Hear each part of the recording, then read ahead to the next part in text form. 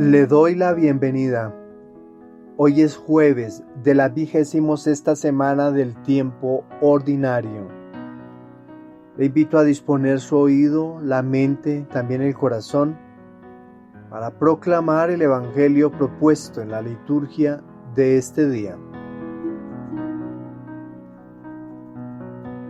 Le proclamo la buena noticia de nuestro Señor Jesucristo según San Lucas, capítulo 10, versículos desde el 1 hasta el 12. En aquel tiempo designó el Señor otros 62 y los mandó delante de él de dos en dos a todos los pueblos y lugares a donde pensaba ir él, y les decía: la mies es abundante y los obreros pocos. Rueguen pues al dueño de la mies que envíe obreros a su mies. Pónganse en camino. Miren que los envío como corderos en medio de lobos. No lleven bolsa, ni alforja, ni sandalias, y no saluden a nadie por el camino. Cuando entren en una casa, digan primero: paz a esta casa. Y si allí hay gente de paz, descansará sobre ellos su paz. Si no, volverá a ustedes. Quédense en la misma casa comiendo y bebiendo de lo que tengan, porque el obrero merece su salario. No vayan cambiando de casa en casa. Si entran en una ciudad y lo reciben, coman lo que les pongan, curen a los enfermos que haya en casa y díganles: el reino de Dios ha llegado a ustedes. Pero si están en la ciudad y no los reciben, saliendo a sus plazas digan: hasta el polvo de su ciudad que se nos ha pegado a los pies, nos lo sacudimos sobre ustedes. De todos modos sepan que el reino de Dios ha llegado. Les digo que aquel día será más llevadero para Sodoma que para esta ciudad. Palabra del Señor. Nuestra reflexión para el día de hoy. La propuesta para la primera lectura: continuamos haciendo lectura del libro de Job, hoy en su capítulo 12, versículos desde el 21 hasta el 27. El libro de Job, cuyo título proviene del nombre hebreo Job, que significa el que es probado o el perseguido, es un título sapiencial que explora los profundos misterios del sufrimiento humano y la justicia divina. Job, un hombre justo, es sometido a grandes pruebas y calamidades. Y el libro relata su lucha con el dolor, la pérdida y la fe, a través de una serie de diálogos con sus amigos. Job expresa su desesperación, pero también mantiene una esperanza persistente en la redención de Dios. Este pasaje que nos corresponde leer hoy, del capítulo 19, versículos del 21 al 27, aquí Job está en medio de su sufrimiento más agudo y lamenta la incomprensión de sus amigos, quienes en lugar de consolarlo, lo acusan de manera injusta de haber pecado.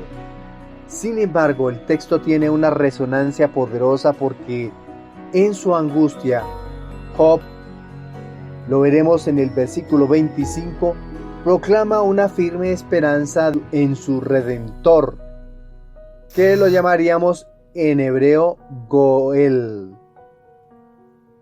Una figura clave en la figura hebrea que significa el pariente más cercano que tenía la obligación de defender los derechos del miembro de su familia.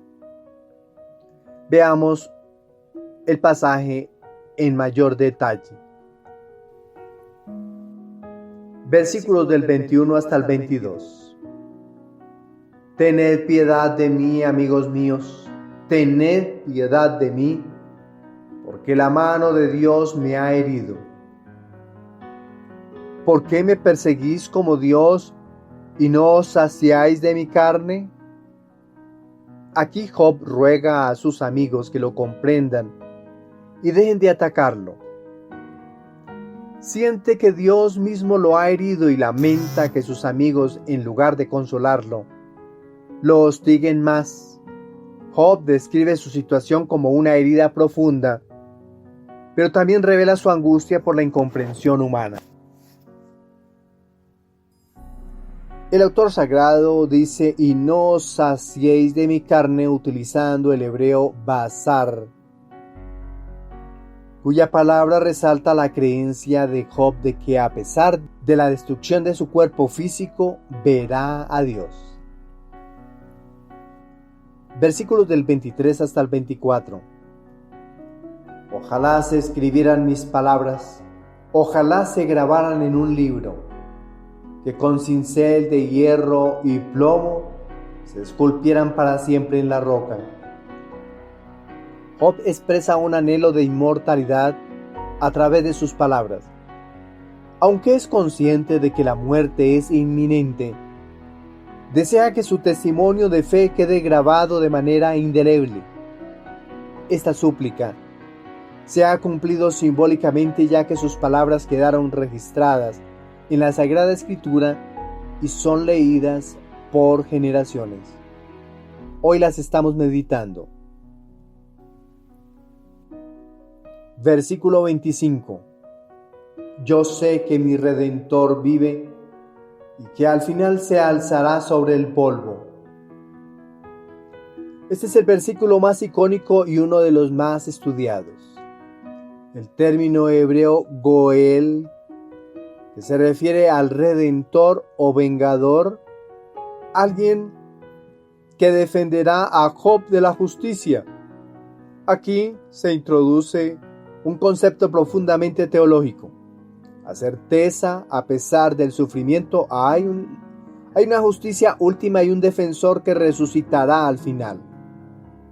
San Agustín vio en estas palabras un anticipo de la resurrección de Cristo y la victoria sobre la muerte. Sin olvidar que este es un versículo que en algunas eucaristías, en los ritos de celebración de exequias, lo pronunciamos. Yo sé que mi Redentor vive y que al final se alzará sobre el polvo.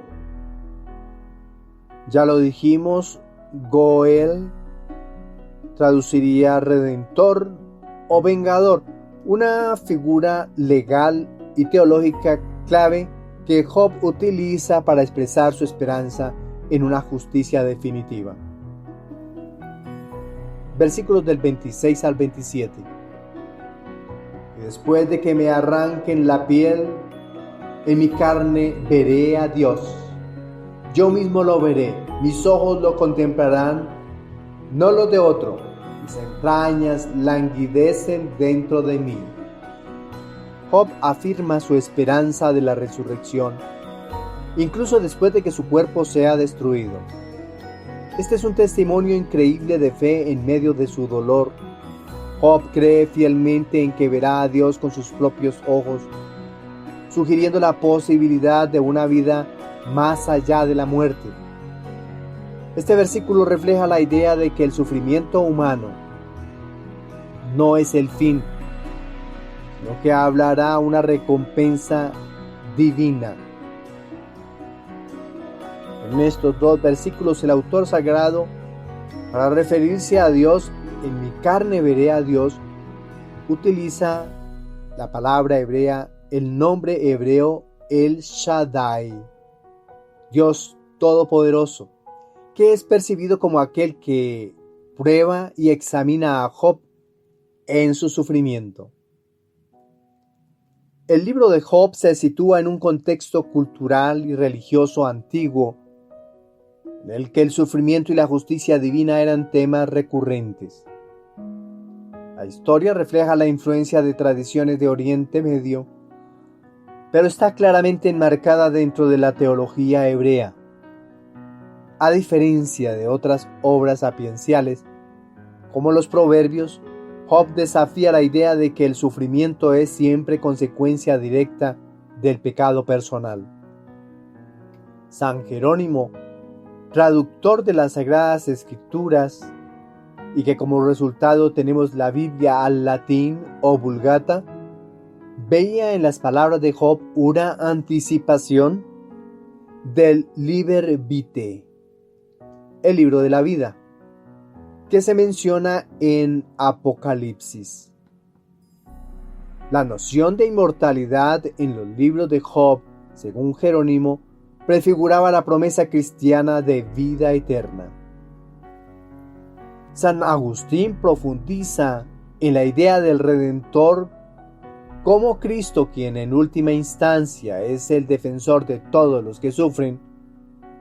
Para Agustín, las palabras de Job son proféticas, prefigurando la resurrección de los muertos y la victoria de Cristo sobre el pecado y la muerte.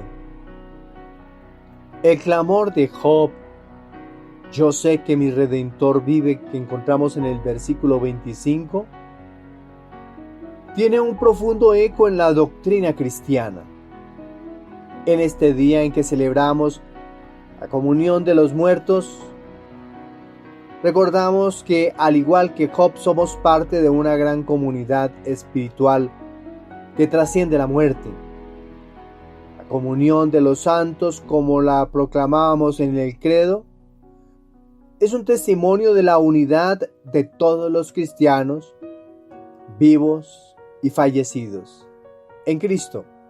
Al celebrar a nuestros antepasados, nos unimos en oración con los que han alcanzado la plenitud de la vida en el cielo y renovamos nuestra esperanza en la promesa de la vida eterna. En la comunión de los santos, de la que nosotros hablamos cuando hacemos la profesión de fe, todos los miembros del cuerpo de Cristo participan de los dones de la gracia, compartiendo en la posibilidad de la santidad.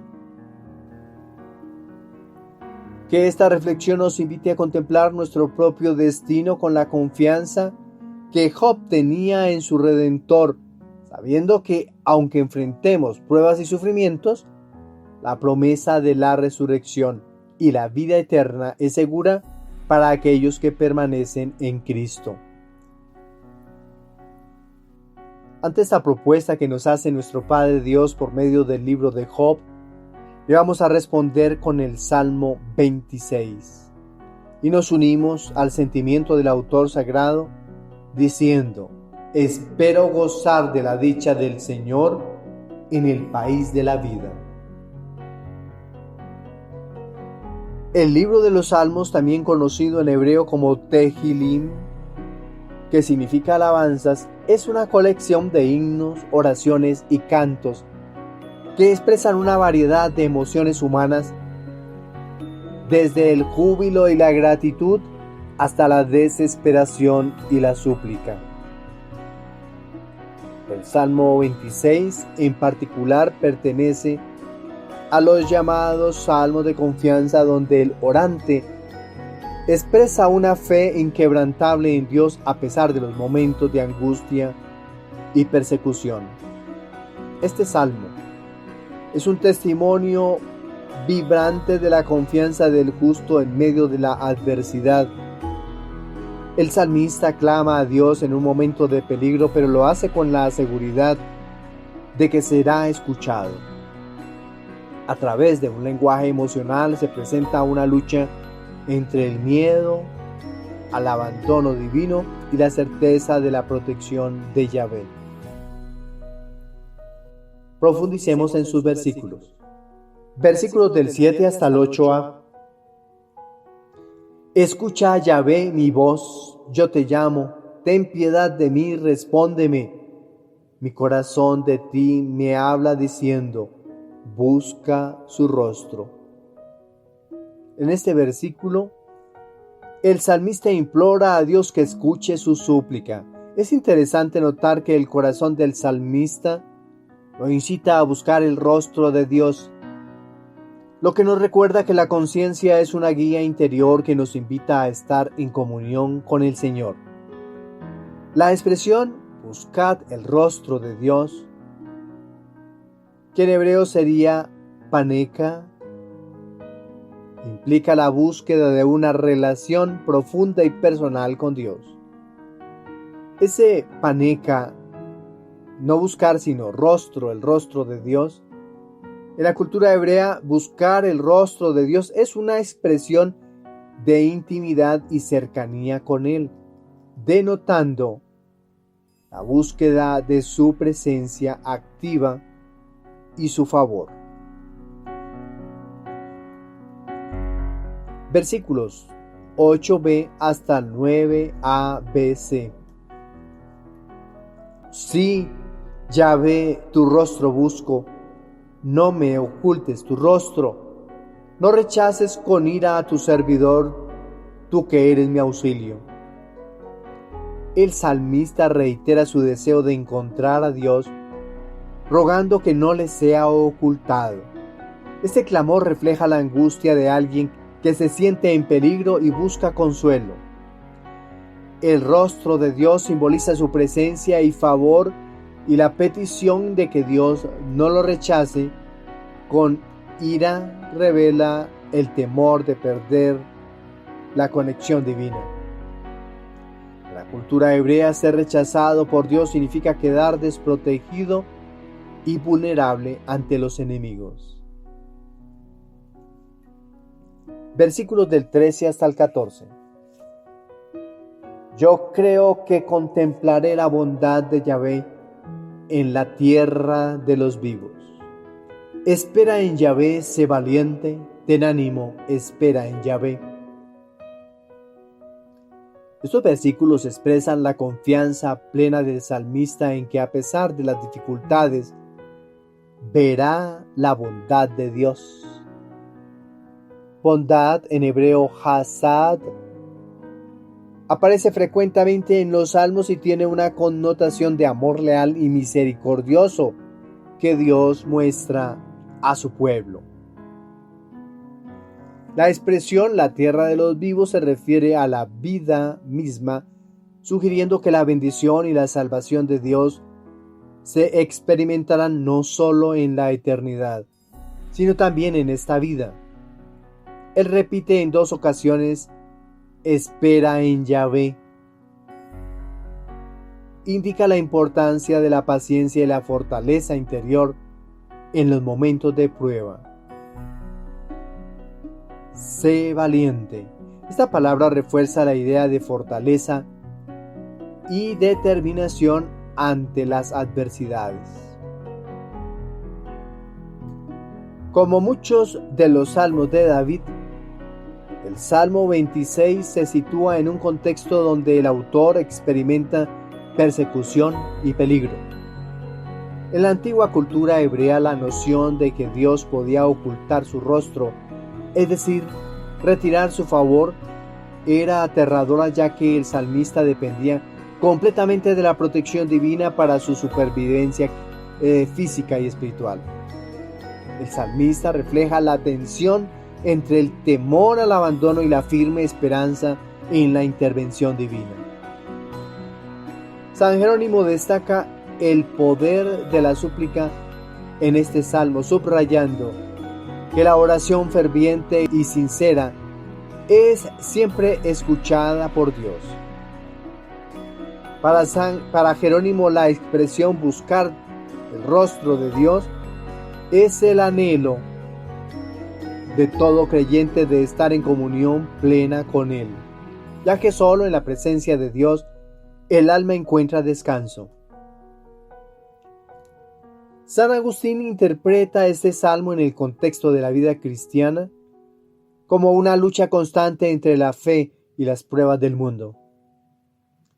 Para él, esperar en Yahvé implica no solo la espera pasiva, sino una actitud activa de confiar y perseverar en la fe a pesar de las circunstancias adversas.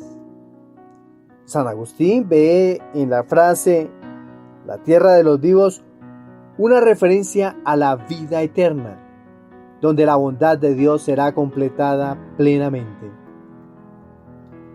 ¿Qué podemos concluir del Salmo 26? Este salmo es una poderosa declaración de fe que nos recuerda la importancia de la confianza en Dios, incluso en los momentos más oscuros. Como creyentes, a menudo nos encontramos en situaciones en las que sentimos que Dios se ha ocultado. Se ha ocultado de nosotros. Pero este salmo nos anima a seguir buscando su rostro, confiando en que Él está presente y nos responderá en el momento adecuado. Este salmo también nos invita a cultivar una fe valiente, como lo expresa el versículo 14. Espera en Yahvé, sé valiente. La valentía en la fe no significa la ausencia de miedo o duda, sino la espera, la perseverancia en medio de las dificultades. Esperar es ser valiente. En palabras de San Pablo, si Dios está con nosotros, ¿quién contra nosotros? Lo podemos encontrar en la carta a los Romanos en su capítulo 8, versículo 31. Al igual que el salmista, podemos confiar en que si Dios está a nuestro lado, no hay enemigo ni adversidad que pueda separarnos de su amor. Por tanto, este himno es una invitación a todos los creyentes a alzar sus manos con confianza hacia el cielo, sabiendo que Dios llenará nuestras vidas con sus dones y bendiciones, tal como lo hizo con el salmista. La propuesta del Evangelio. El Evangelio propuesto para la liturgia de este día es del evangelista San Lucas en su capítulo 10, los primeros 12 versículos. Hablemos del Evangelio. El Evangelio según San Lucas está escrito en un enfoque particular en el amor y la misericordia de Dios hacia todos los pueblos. Se destaca por su inclusión de relatos sobre los marginados y las enseñanzas sobre el reino de Dios. En este pasaje, Jesús envía a 72 discípulos en una misión de evangelización, prefigurando la expansión universal del mensaje cristiano. Este texto se enmarca en el viaje de Jesús hacia Jerusalén y forma parte de las instrucciones para sus seguidores acerca del anuncio del reino de Dios. Podemos hacer memoria del bambú chino.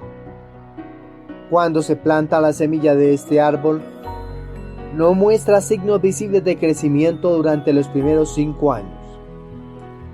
A pesar de recibir cuidados constantes, sin embargo, después de esos años el bambú crece hasta 30-32 metros en solo 6 semanas. Este fenómeno nos enseña la importancia de la paciencia y la perseverancia en la misión.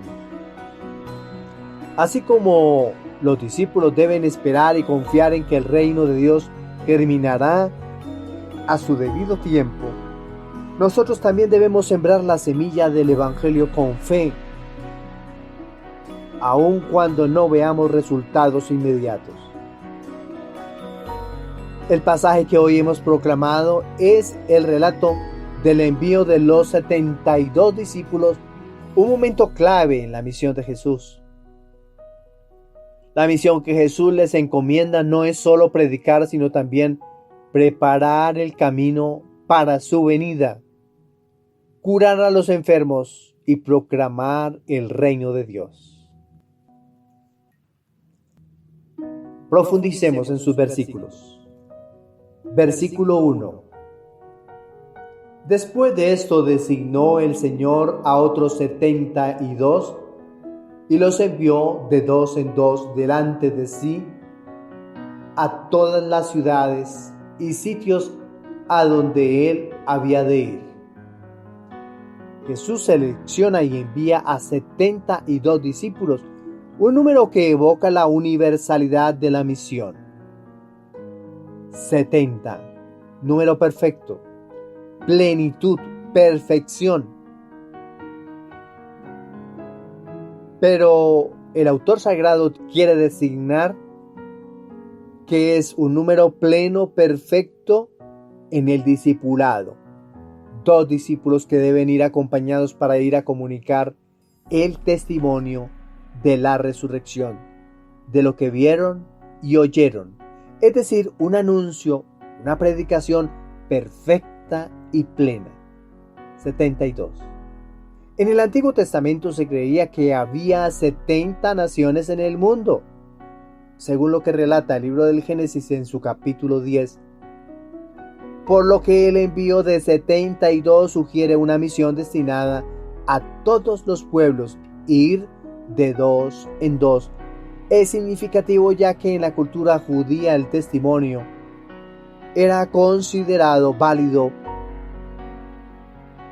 cuando era dado por 2 testigos, según lo que nos dice el libro del Deuteronomio en su capítulo 19, versículo 15. Versículo 2. Y les dijo: la mies es mucha, pero los obreros son pocos. Rogad pues al dueño de la mies que envíe obreros a su mies. Este versículo refleja la urgencia de la misión. La metáfora de la mies simboliza a las almas que están listas para recibir el mensaje de salvación. Pero hay pocos que trabajen en esa labor.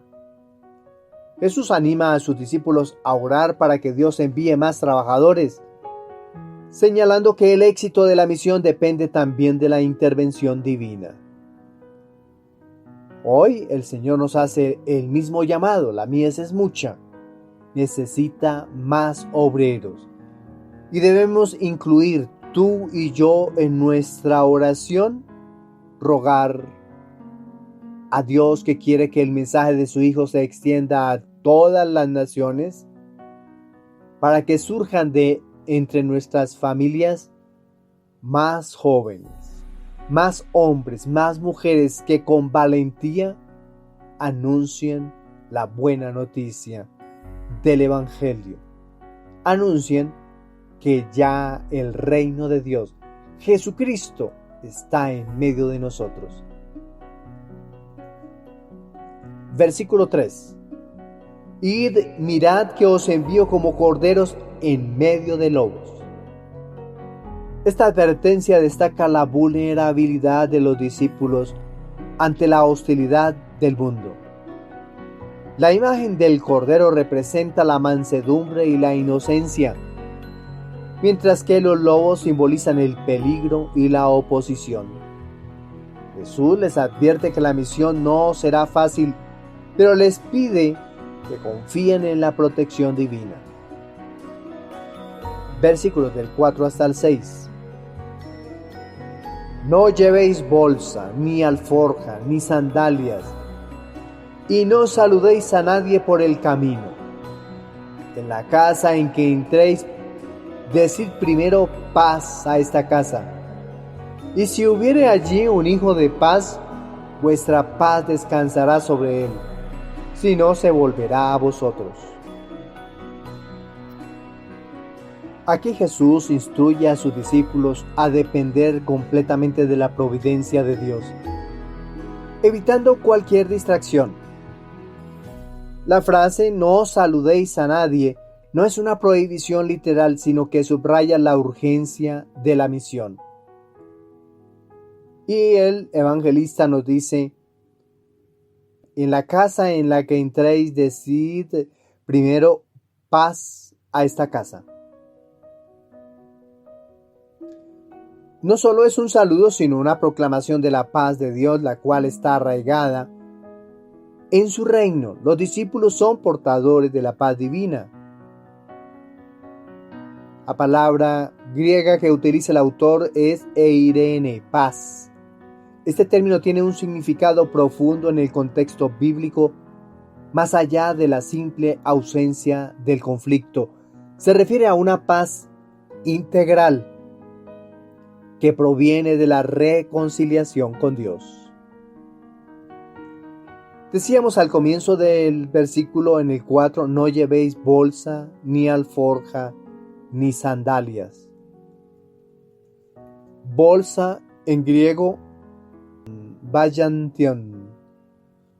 En el contexto bíblico, la bolsa era un pequeño saco o monedero que se usaba para llevar el dinero o provisiones durante un viaje. En algunos textos bíblicos también se puede entender como un símbolo de recursos o seguridad material. Cuando Jesús dice a sus discípulos que no lleven bolsa, les está pidiendo que no dependan de los recursos materiales o provisiones para su sustento en la misión. Esto subraya la confianza total en la providencia de Dios. Los discípulos no debían preocuparse por lo que necesitarían en el camino, sino depender completamente de aquellos a quienes serían enviados y sobre todo confiar en que Dios proveería lo necesario a través de la hospitalidad de otros.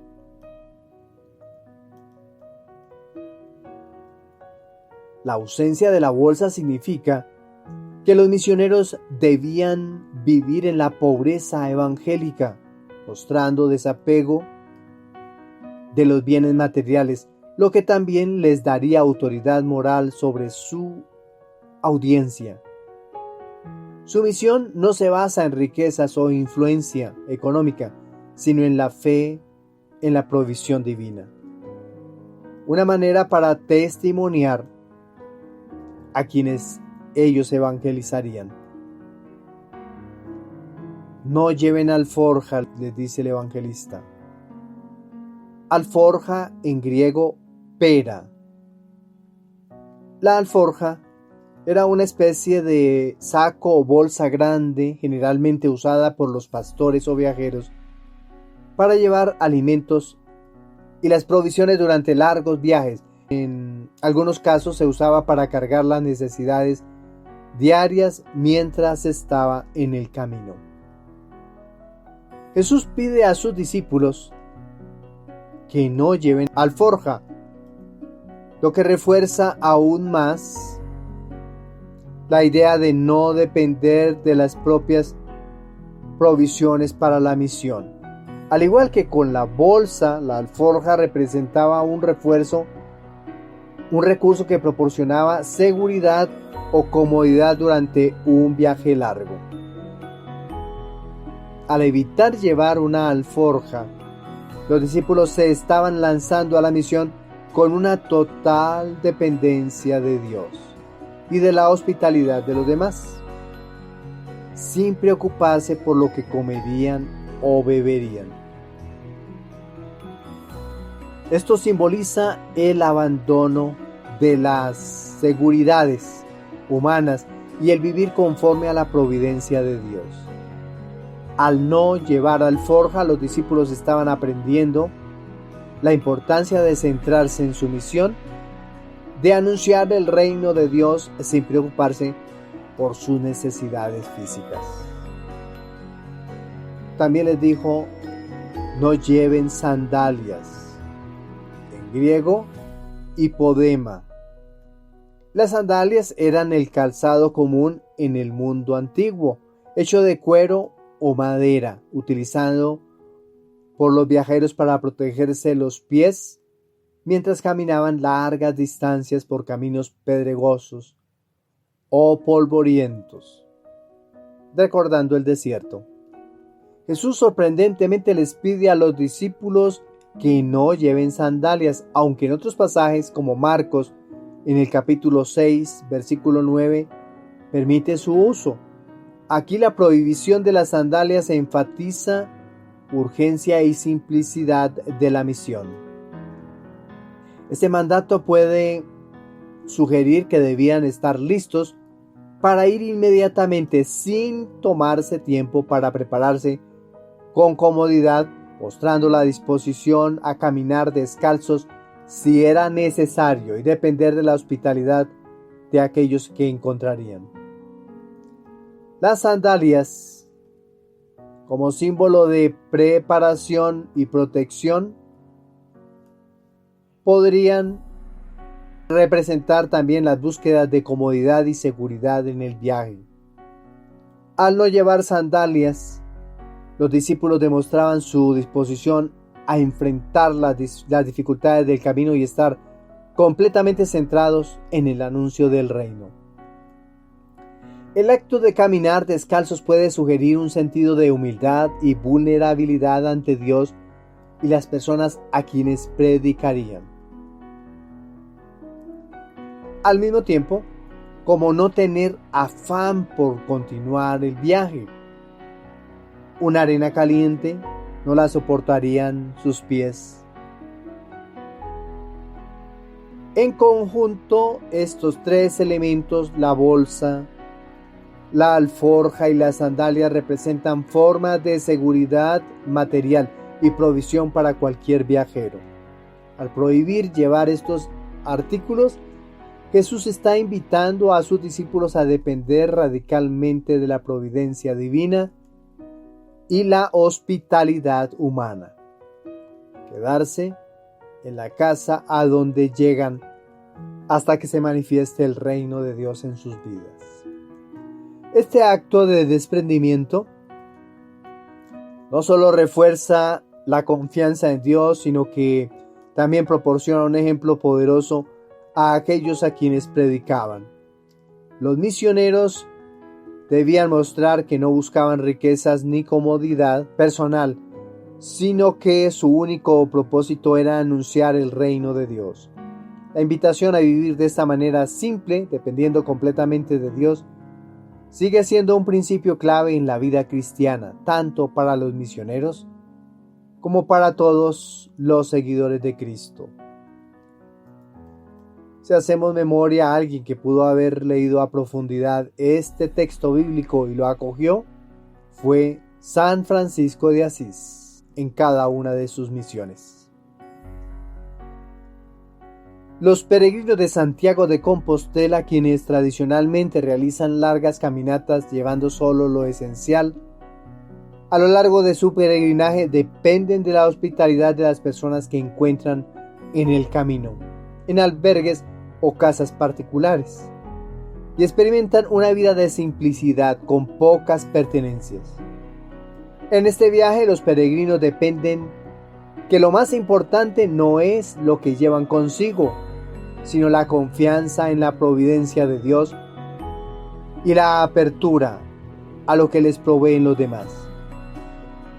Este ejemplo es un reflejo del mandato de Jesús en Lucas capítulo 10 versículos del 1 al 12.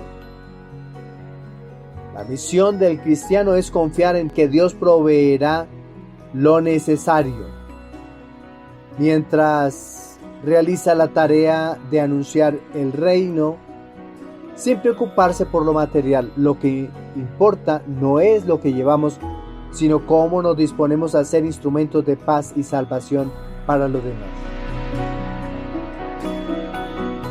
Versículos del 7 hasta el 9. Permaneced en la misma casa comiendo y bebiendo lo que tengan, porque el obrero merece su salario. No vayáis de casa en casa.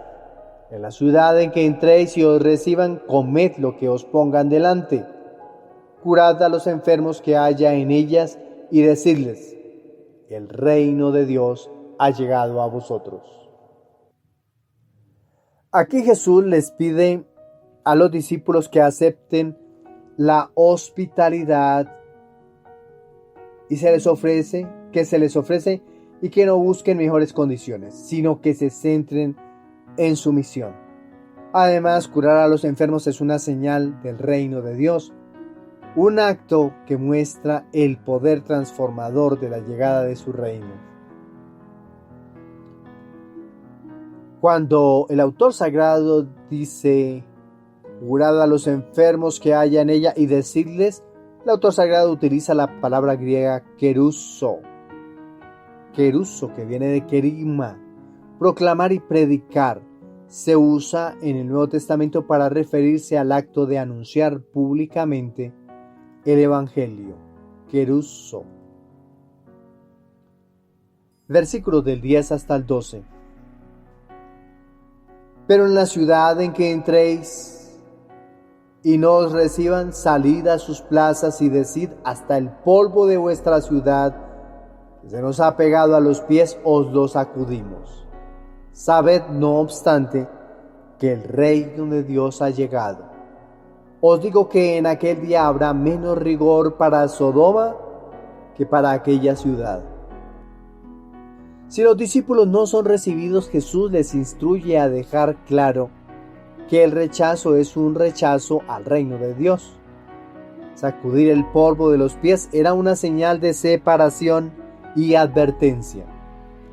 La referencia a Sodoma enfatiza la gravedad de rechazar la salvación ofrecida por Dios.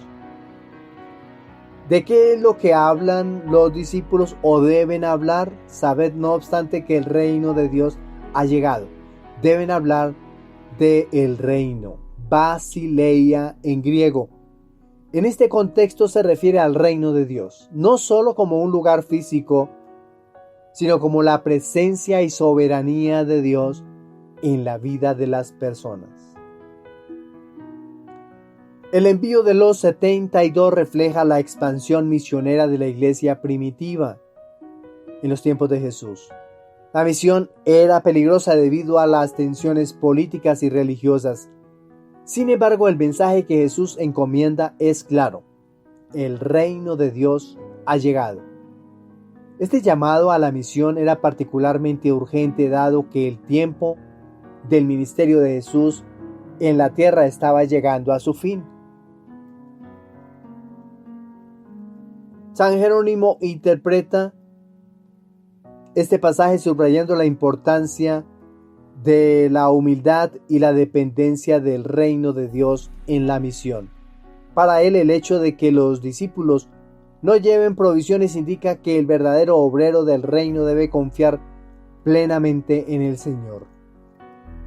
San Jerónimo añade que este desapego material era una forma de asegurar que los discípulos no se distraerían en la misión por preocupaciones mundanas. Para Jerónimo, la obediencia a este mandato muestra el absoluto desprendimiento necesario para un verdadero servidor del Evangelio. San Agustín destaca la simbología de la paz en este pasaje.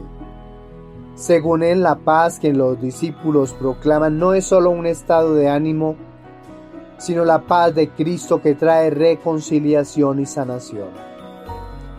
Para San Agustín, los que rechazan esta paz se están alejando de la salvación. Además, San Agustín comenta que este mandato de no llevar provisiones materiales simboliza la pureza de intención en la misión de los discípulos. No debían buscar ganancia personal, sino que su único interés debía ser la difusión del mensaje de salvación. Agustín destaca la importancia de la confianza en Dios sobre cualquier recurso humano. El envío de los 72 nos enseña que todos estamos llamados a ser mensajeros del reino de Dios. La misión no siempre será fácil, pero Jesús nos asegura que no estamos solos. La confianza en su providencia y el anuncio de su paz son esenciales en nuestra vida cristiana. Al igual que el bambú chino, nuestra misión puede no mostrar frutos de inmediato, pero con perseverancia y fe veremos cómo Dios obra maravillas en su tiempo perfecto. Para todos un feliz día, que el Señor nos siga colmando de su alegría y de su bendición. Estamos en el mes de las misiones y por supuesto que este texto bíblico nos va orientando aún más en qué consiste la misión en el anuncio del reino de los cielos. y a seguir orando por las misiones y por los misioneros.